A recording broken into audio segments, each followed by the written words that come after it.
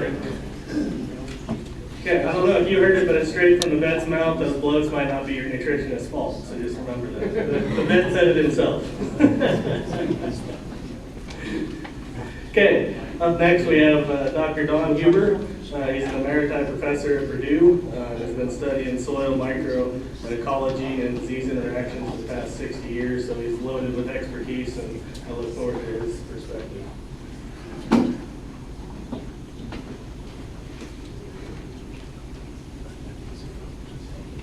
Ted, I appreciate the invitation you and the committee provided for me to be here. It's an honor to be among you and share a little bit of my research, but a lot of others' research. It's you look in the literature and it's almost overwhelming when you're talking about glyphosate and how many papers there are, and especially clinical and scientific papers on the concerns with glyphosate. You just don't find them advertised very widely. All of you are a part of the basic infrastructure of any society, and that's providing for safe, affordable, nutritious foods and other commodities that we can grow and produce. And I put that safe in a little larger print, because that's the concern now that we're seeing in a lot of markets, in a lot of areas. We have countries that have banned glyphosate, they've banned some other pesticides, and now we're seeing, there's a disclaimer, some of the buyers are now requiring that you state or that you declare in your commodity that you're selling that it has never had one of 6 pesticides applied to it. When it comes to glyphosate, they have a statement that says there is no glyphosate residue in this product. The other 5, it says I haven't applied it. Glyphosate, they said I haven't applied, or you're certifying that you haven't applied, but you're also certifying that there's no residue. Just in the last 2 or 3 years, I've probably had 40 cases, situations where they've called and said, can you help find out what the problem is here? We've run all kinds of tests, spent a lot of money, and we still don't know what happened. One of those we call the saga of the soggy sauerkraut. At a company in Wisconsin, produces about 80–90% of all of the sauerkraut grown or produced in North America. Said we've lost $2 million worth of sauerkraut, and the loss has all been in our organic sauerkraut. Say, that's just the opposite of everything that we promote and talk about with organic. It's all natural. What's the difference? Start looking at the difference. The difference in between organic or in the fermentation process, the only difference is the salt that they use. In the conventional, they use a hydraulically mined salt from the earth.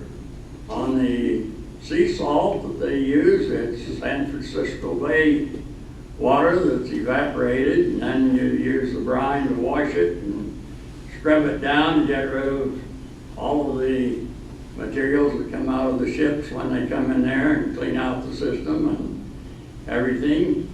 But when we looked at that, both of them are essentially identical. 99.8%, 99.6% sodium chloride.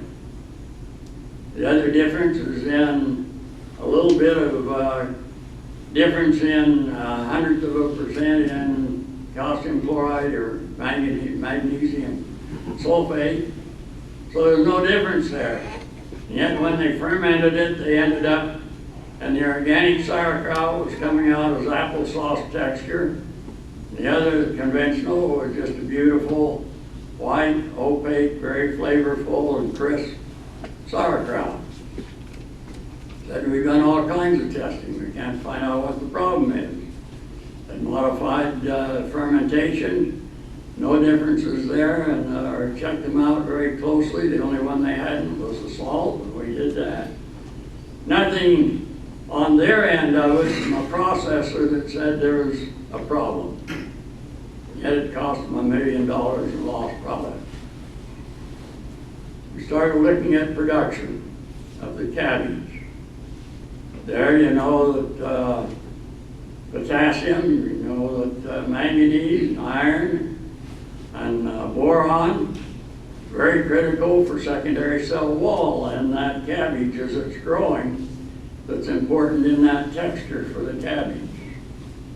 We check the rations.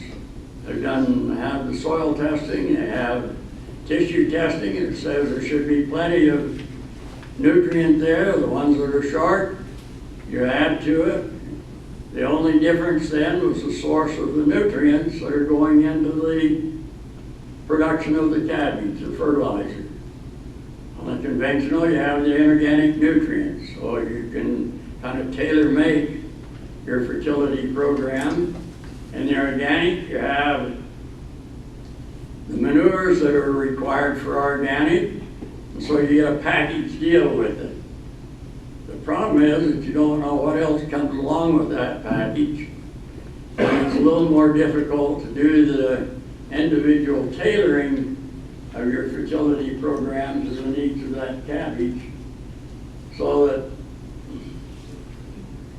you add a little more of the manure or a little less of the manure to get as good a balance as you can get. There are some inorganics that can be used, but you have to certify and you have to go through a process to justify using any inorganic fertilizer there. So we started looking at those, and it looked like there was plenty of nutrients in that manure to provide for the cabbage. All of them were in the sufficiency range, or all of them in a few of them in the high range, but none of them were in the excess to start interfering. They just weren't being taken up by the plant.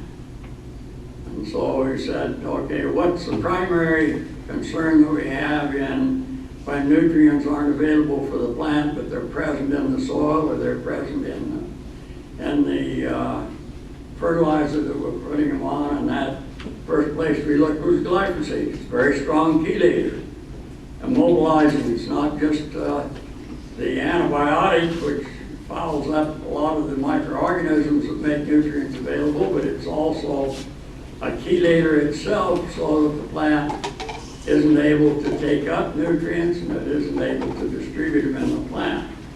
We checked there, and sure enough, there was 60% of full herbicidal rate of glyphosate in the manure.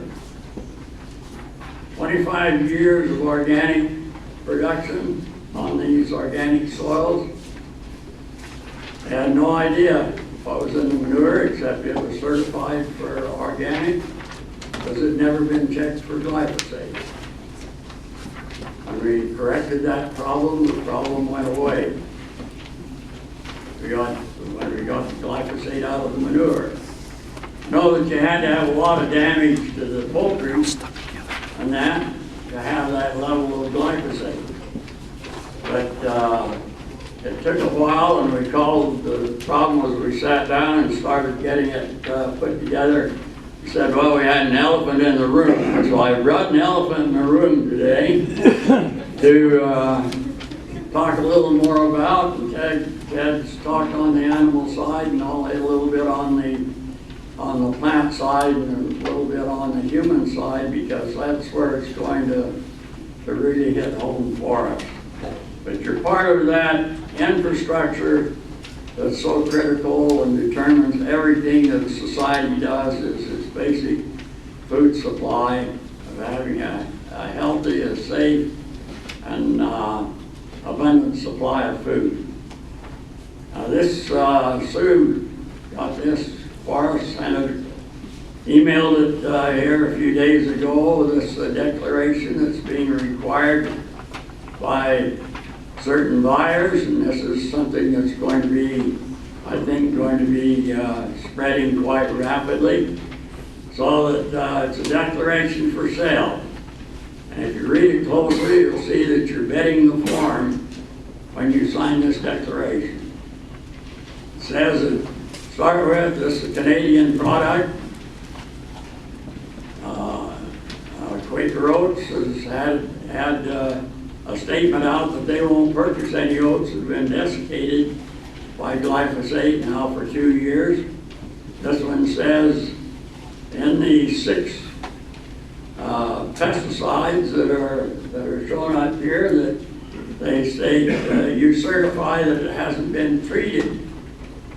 Your crop, and they're crop specific, hasn't been treated with any of these pesticides. For glyphosate, it says it must be free from glyphosate residues. Again, this is focused on oats. It's soon going to change, I'm sure, to most of your other crops because of the lawsuits that are coming along. The glyphosate is that elephant in the room that we overlook because there's so many sources and so many ways that you can get contamination of your grain. And you remember the situation with Piercy Schmeissner and his soybeans coming off the truck, bouncing along the road. You see your numerous sources and those elephants in the room.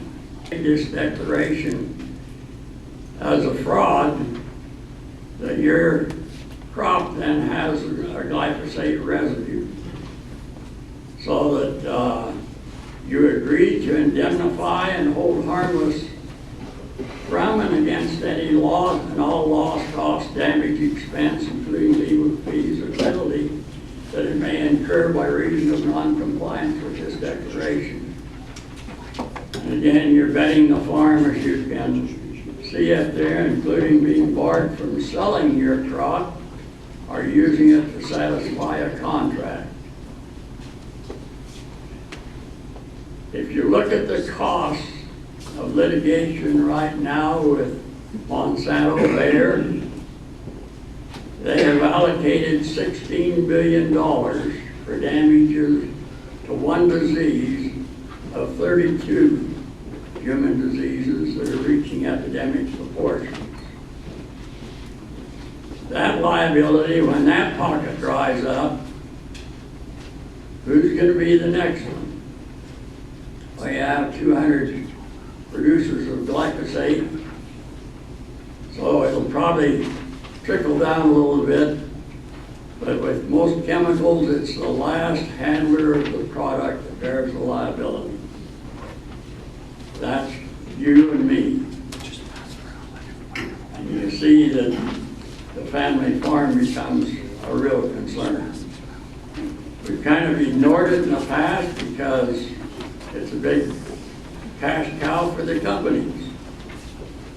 They haven't restricted any usage of it. Keep talking about limiting it or keeping it from sale for homeowners and some of those things, but the elephant's still in the room.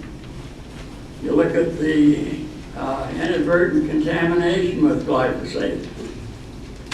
It'd be very difficult to certify that you don't have any residue, even though you haven't used any glyphosate intentionally being applied to your farm. On those organic farms for the cabbage, they all have been organic for at least 25 years. And yet had 371 parts per billion glyphosate. You look at all of those sources, and then you run into another concern, and that's one that I would be very concerned about here. And that's the glyphosate accumulates in the soil, and depending on your soil type, if you have 30% or more clay content in your soil, you've probably been accumulating glyphosate for 30 years if you've been using it. mineral degradation. It's tied up. It's a great chelator, detox. That's how we used to address the problem of how do I remediate. We'd say get out with some gypsum or dolomitic lime or a lot of cations to tie it up. There isn't anything in that GMO corn or soybeans or canola or alfalfa that does anything to the glyphosate. It just lets you dump it on the crop. It's still there as a strong antibiotic. It's still there as a strong chelator to immobilize your nutrients. Then when you apply it, it accumulates, builds up till something else happens that breaks that chelation. One of those critical points is when you go into your normal fertility program, phosphorus and glyphosate have the same binding site in soil. When you apply your phosphorus, you release that elephant in the room and desorb glyphosate. I think I can get into some of those. This is the cabbage that I mentioned situation, $1 million loss. The situation was where they did everything right. Agronomically, had tissue tests, had soil tests, sap tests, all balancing their nutrients. Their June 16th, the sap test showed that they were a little low in a couple of nutrients, and phosphorus being one of those. They've been producing about 56 bushel lentils, and they wanted to move that up closer to 70 bushel, and they needed that extra phosphorus to get there. So they went out with a good foliar phosphate fertilizer for soil or for foliar absorption. Applied it again, doing everything right. In 3 days, the lentils turned from a bright, nice, pretty green color to a little bit of an off green, and then 10 days later the crop was dead. That desorbed the glyphosate that had been accumulating in the soils, that's in Saskatchewan, and killed the crop. It's a powerful herbicide. You release it from that tie-up, and they harvested 7 bushel. Some data from Wisconsin and the Soggy Sauerkraut project. We also wanted to follow through and see what the impact of some of the remediation efforts were. These are levels that are in some of the common dairy products that are being fed to your cattle. 500 parts per billion is a full herbicidal dose. What in the world happened down there with Wisconsin too at 3,190 for dry cows? They're dry cows waiting for another lactation, but also to produce your next generation. Then you wonder why you have miscarriage, why you have infertility, why you have knobby joints, pinched livers, your other conditions. When you're feeding them a toxin, an antibiotic that disrupts the microbiome, not just for the animal, but also for the food that animal's getting. It's a simple compound. It's just a synthetic amino acid, the simplest amino acid, glycine. It can actually replace glycine in our proteins. And so you wonder how long will it take them to look to find out why we're having an epidemic in many areas to chronic wasting disease. And those problems where you have folding of the protein that gives you the prion. Why we're having those conditions along with the other problems. Again, it's When we're understanding glyphosate, as Ted said, we need to understand what it is.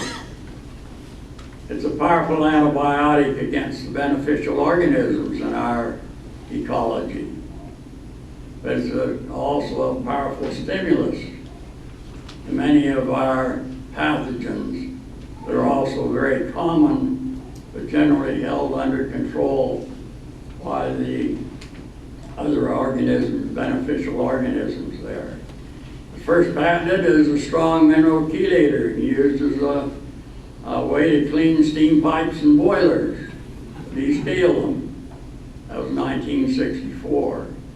1974 it was patented as a strong herbicide because, again, it's a very broad spectrum chelator.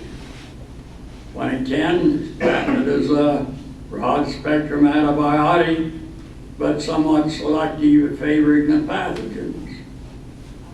And we could go on with the other characteristics, but if we look at those, you look at 7 of those very potent chelation stability constants are all essential minerals for our health, for your animal's health, for the plant's health. It's a very broad spectrum chelator. Now, nutrients are important as components of plants and animals and us, make up cell walls and other components, but they're also the activators and the inhibitors and the regulators of physiological processes, so that all of our herbicides are chelators. The way they chelate is I've likened that engine to an enzyme that can do a lot of work for you. Doesn't do any work though until you turn the key on. It's those micronutrients and calcium and magnesium and a few others that are your keys to those enzymes. It doesn't take very much of a catalyst to get it started, but you gotta turn the key before it's gonna work. If you want to stop a physiological process like the systemic pathway, as you see here, you can pull the key out of the ignition. Glyphosate is a very powerful manganese chelator. It immobilizes it so that you shut down this pathway. It's also a chelator for all of the other essential minerals in this pathway. So it's not just the EPSPS enzyme, it's a whole series of them. For your hormones, for your defense mechanisms, your phytoalexins, your cell walls. And it's the key that gets those engines to work for you. This is where they say its mode of action is. Its mode of action is throughout this whole process. Yet cobalt is very critical up there. 291 enzymes that are inhibited by glyphosate. How do you miss most of your physiological processes in your animals from restricting the uptake and the efficient utilization of those nutrients that they need to be happy and productive to do their work? In the plant, it's systemic. That's why it's such a powerful herbicide. Gets down though, it accumulates in the growth points. That's your reproductive structures, your root tips, leaf tips, and that. But as it moves down, it's chelating. Chelating those nutrients essential for resistance to diseases. Shuts down the defense mechanisms in the plant. 15 to 18% moves out into the soil, where its antibiotic activity then changes the soil microbiology for the worse. Moves over to its antibiotic activity, takes out your beneficial nitrogen-fixing organisms, your plant growth regulator organisms, your manganese and iron-reducing organisms to get manganese and iron uptake. And then I want to emphasize that it accumulates. It doesn't just poof and you're gone. It takes 11 to 12 grams per acre to reduce the uptake of iron and manganese. But not much effect on the uptake like plants, about a 90 to 95% reduction in the ability of that plant to translocate the chelated manganese, iron, or zinc so that the plant can really utilize it. Research we did in a project where we needed to remove glyphosate as a ripening agent in sugarcane in Central America because 1/4 of the sugarcane workers were dying of end-stage kidney failure. We have 20 people per week in this country that die waiting for a kidney transplant now.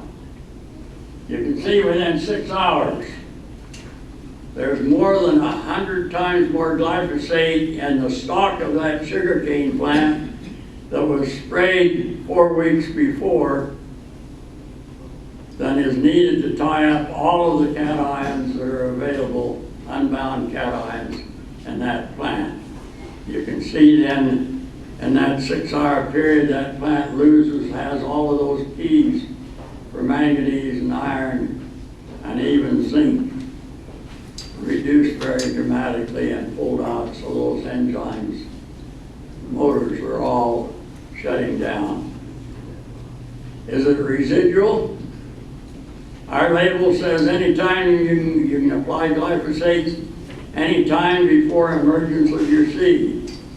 And the Israeli label, it says not safe to plant until at least 18 days after glyphosate is applied. You can see that difference. This work research of Weiss and his group. You look at the long-term use as it's accumulating. You see that difference. This is a field of pumpkins in Georgia, planted after Roundup Ready corn. And planted it perpendicular to the corn crop, and you can see every row of corn from the glyphosate residual and still active in those corn rows. Also the change of biology. Ted shared this with me. Thank you, Ted. 40 years earlier, he cleaned out his nozzles at the end of the spray season. Still dead. Sick soil. You look at the glyphosate analysis that's in many of our soils. Again, 500 parts per billion is a full herbicidal dose.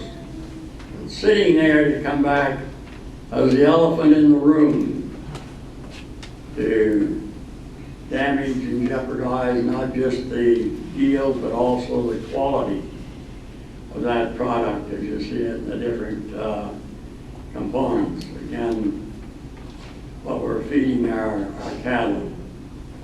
There's some research that CSIRO and Australia was doing as they were analyzing all of their soils throughout the country for residual glyphosate, recognizing that there were some serious concerns. Had a project there on pasture decline. And you can see that the heavier soil, the more abundant the residual glyphosate in those. It goes to ANPA. That's the first degradation product for most of our soils. And it's 1.5 times more toxic than the glyphosate was. That's usually where it stops because it's a very difficult compound to degrade because most of our organisms don't have that carbon phosphite lyase. They have a phosphate lyase, so they're able to degrade phosphates. And as I mentioned, they can be desorbed when the phosphate fertilizer is applied, as this research by Bott shows. You show that tie-up and reduction of your minerals that are so critical for composition of your plant as well as physiological function of your plant. Again, it's an antibiotic against the beneficial organisms on the right side up there. It's a stimulus to fusarium. Fusarium diseases are now almost universally becoming re-emerging, what we call re-emerging diseases in our threat pathogens committee. You see that tremendous stimulation. You can't kill a plant with glyphosate in sterile soil. If you stun it, in spite of its broad enzymatic inhibition, it's the shutting down of the resistant mechanisms, as you see here, where glyphosate in sterile soil is stunted, but you don't kill it. What kills it, its mode of action as an herbicide, is the soil-borne pathogens. Those we've had to manage through our cultural practices and that for years, because we don't have as good a resistance as we have to a lot of the foliar pathogens.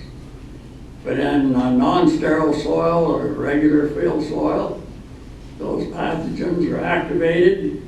Their natural biological controls are removed, and we see over 40 diseases now that in our threat pathogens committee that I've served on for over 40 years, we're referring to them as re-emerging diseases. We had them managed fairly effectively. Our old management techniques are holding up. One example is Fusarium head scab. That used to be a rare example or a rare disease in Canada, anywhere north of the Kentucky-Indiana line. Fusarium head scab was a fairly rare disease, or limited disease, because you had to have three things. You had to have flowering, you had to have precipitation. What's the third one? Flowering, precipitation, and 80-degree temperature, soil temperature. With glyphosate, you no longer need the 80-degree soil temperature. All you need is flowering and some precipitation. You're going to have all the toxin you want, all of the yield losses you want, because glyphosate changes the physiology of that plant, the carbon-nitrogen ratios, the physiology that goes with it, so that it's very susceptible from a head scab standpoint. Look at Miriam Fernandez's research here in Canada, where she's shown that of all of the conditions, the one that is most critical is those physiologic changes that take place with glyphosate as a chelator and an antibiotic. You see the increase in take-all of monomycins. $1 billion disease we call sudden death syndrome didn't exist before 1996 anywhere. HB Yang 2 years ago showed that if you use a manganese and magnesium seed treatment, this disease doesn't occur. You have a very powerful chelator. Takes your manganese and magnesium to insufficient levels. You have a very powerful antibiotic that stimulates your Fusarium glycines or Fusarium virgiliforme for this disease. We lose $1 million a year, or $1 billion a year, in a good year when the environmental conditions favor sudden death syndrome. You look at the bottom part of that picture, that's a field in Illinois, where you could look a half mile down the field and you had all of these green islands around your power poles. You say, well, gee, they don't have sudden death syndrome. How come the rest of the field's dead? Because you didn't want to hang out your boom on that power pole. And so you gave it a little freedom. And you moved out, and it's that those soybeans are still capturing the sun's energy like they were created to be, and saving of the sugar and protein. The others would strip them of that opportunity. You see the situations where they'll add glyphosate even to the Roundup Ready beans, and you'll see that tremendous nutrient immobilization, and you get up on the Kankakee River Valley soils or low manganese soils, where you also have an iron deficiency. And in this situation, they recognized that they had Lyme-induced chlorosis from immobilization of iron, had a seed treatment. It was very effective. Brought them from 26, 56 bushel per acre yield. Very effective for iron.